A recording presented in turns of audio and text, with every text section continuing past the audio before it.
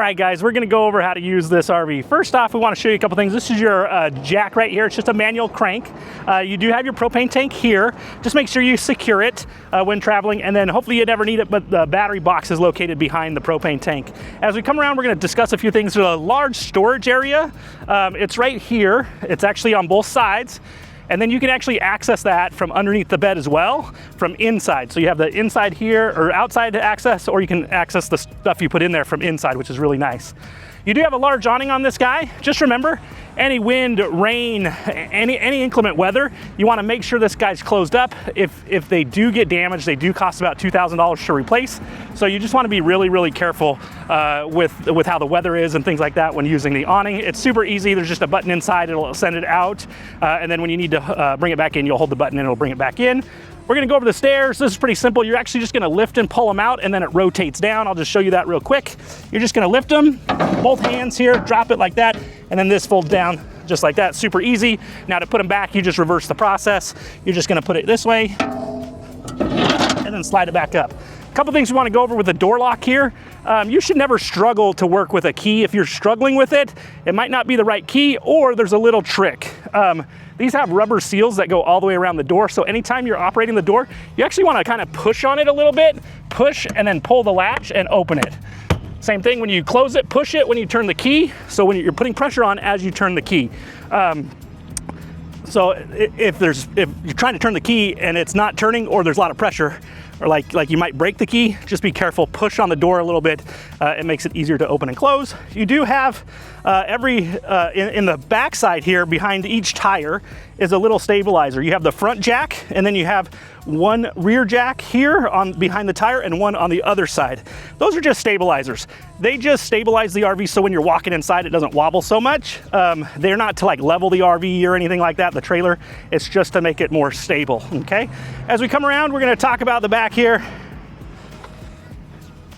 Some people sometimes think there's something inside the bumper, like your sewer hose or something like that. That's actually gonna be located in a bin up in this front storage, so there's actually nothing in here. But as we come around, we're gonna talk about dumping, okay? So if you've never dumped an RV, there's a sewer hose, and all you do is you actually just unscrew the cap here.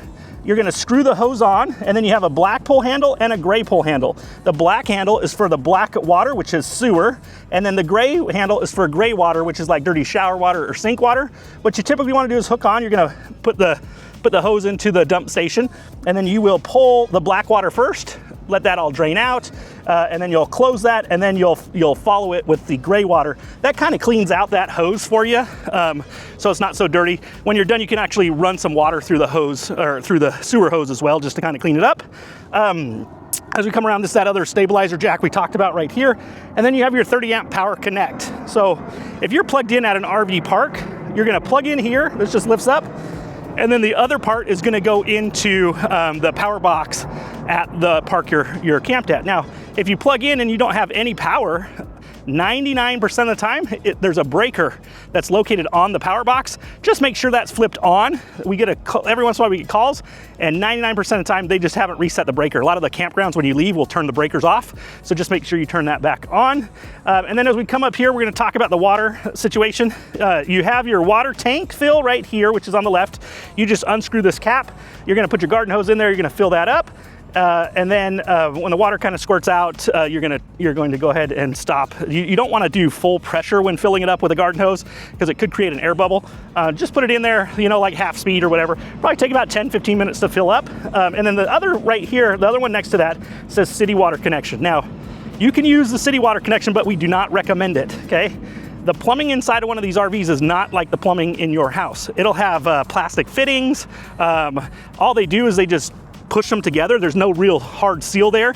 The only thing sealing it is the pressure coming out as the pressure is in the line. So we often see some leaks and things like that. So what we don't want you to do is plug in here, turn on the city water, leave your campground, and then come back and realize, hey, one of the hoses came loose and now your trailer's flooded.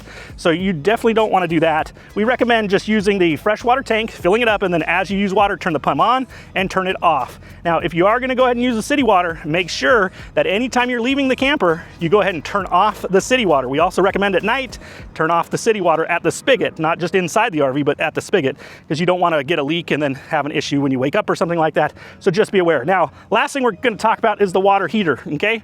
So this does have a water heater on there. Now, a couple things. This is an electric water heater, okay? It's not a gas water heater, it's an electric one. So if you were out camping and you want hot water and you're not at an RV park plugged in, you must be running a generator to actually use the hot water. Now you can use normal water, it just won't be hot if you're not running that. But if you want the hot water heater, this is an electric one. You're gonna plug into the generator, you're gonna turn the generator on, it's gonna start heating the water, and then obviously you would have the hot water inside using the knobs. But it does take about 5 to 10 minutes to heat up after you've turned it on. So just be aware of that. It's not difficult to use, it's just some people might think, oh, it's just gonna have automatic hot water. It doesn't work that way. With this unit, you are gonna need to have a generator running to use hot water, or plugged in an RV park with full power, then you're totally fine. All right, guys, we're gonna head inside and show you how to use the inside. All right, guys, we're gonna go over how to use the inside of this RV. First of all, we're gonna look right here. This is the main control panel. You have your gray water level, your tank, your black water, your fresh water, and your battery levels. Now, these are just guides. They're not 100% accurate, but they can usually give you a good idea. The ones that misread the most would be the black and gray water, so just be aware of that. The fresh water typically will read pretty good. And then you have your awning extend and retract. Just remember, wind, rain, any weather like that, you wanna make sure that that awning is closed. The arms are made out of aluminum, so they can bend and break pretty easily. And then right below that, you have your water pump to turn on the water, and then you have your water heater. Now just remember, this is an electric heater. We talked about that before. You must be plugged in at an RV park or running a generator to use hot water in this RV. So remember, power for hot water. Pretty simple, okay? And then right underneath here, you have a GFCI outlet. So if the outlets aren't working or something like that, you can reset that by pushing that button in the middle. Hopefully you don't have any issues like that, but that's there in case you do. Now we're gonna talk about some more outlets. On this side, they've conveniently put a couple USB outlets. There's a USB-C and a regular USB outlet, and then you have a couple more outlets. Now, what's also nice about this is we can convert this dinette into a sleeping area. Now to do that, it's pretty simple. You're just gonna lift off this tabletop, remove the 2 poles, and then you're gonna drop the tabletop right onto this groove and this groove. There's little grooves there, and you set that table right on top, and then you're gonna take these rear cushions and put them on top of the dinette. Just remember, there's not gonna be much supporting the middle of this, so an adult like me or somebody, you don't wanna step on the middle or push too much pressure. This is mainly for like a teenager or a younger child to be able to sleep on this. You do have a couple large bunk beds, which are really nice. It's full size for adults, could sleep in there easily. Now we have our sink, and then we also have a cooktop here. Now, what I wanna go over with the cooktop is, notice how we've already lifted the glass portion up. This is not a glass cooktop, it's a gas cooktop. So what you're gonna do is typically lift this up out of the way. It creates the backsplash, and then you're gonna light your burners here and cook here. Now, before you put the glass back down like this, you wanna make sure that this is cooled off. And once again, what you don't wanna do is light those burners and then act like this is a glass cooktop by closing them and putting a pan on here. These will completely shatter. This is not a glass cooktop. Once again, you're gonna lift this up, get it up out of the way. It stays like that while you're cooking. You're gonna let it cool down when it's done, and then you can close that for transport, or it also creates a little bit more countertop space. Now underneath here, this is actually where the heat comes out for the heater. And then you do have a breaker panel right here and a fuse panel. We're gonna talk about the air conditioner. For air conditioning, it's just right up here. You're gonna reach up and turn it on. There's fan and cool, so you can adjust that how you want it. This just runs the air conditioning. Now for the heater, what you'll do is there's a thermostat right here. You're just gonna click it over on the top, and then it says colder, warmer. You control it just like that. This does run off gas, so just make sure you have gas when using the heater. You have your microwave here, runs off electricity, and then you have your electric fridge, and inside the fridge here is a little dial. It has 0 to 9, 0 being off, and then 9 being colder, okay? Once again, you have your large beds here. Just remember, this is kind of how we know you guys are the kids and people are gonna get up here. Just be careful stepping on this. You can use it to get up there, but it's not very reinforced very much, so just be aware of that and conscious of that. Now we're gonna talk about how to use the bathroom. This has a foot flush toilet. To operate that, you just push the lever down halfway. It'll start to fill the bowl with water. You want to fill it up a little bit and then go ahead and handle your business. And then once you're done, you push it all the way down, and that's actually going to flush the toilet. Now, the only thing that should go down the toilet is RV toilet paper. No wipes, nothing like that at all, just RV toilet paper. No female feminine products, just the RV toilet paper. Now, you do have a shower here.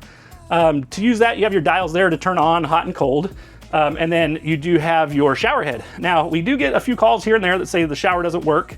There is an on-off switch on the shower head. So that's there for you to go ahead and get wet, turn that off, lather up, and then turn it back on when you want to rinse. That conserves a lot of water when you're camping. That's why they do it like that. So just be aware of that. And then this is a great little RV. It's fantastic. People love this floor plan, and we're excited that you're going to be able to use it. We can't wait to see you, and we'll see you soon.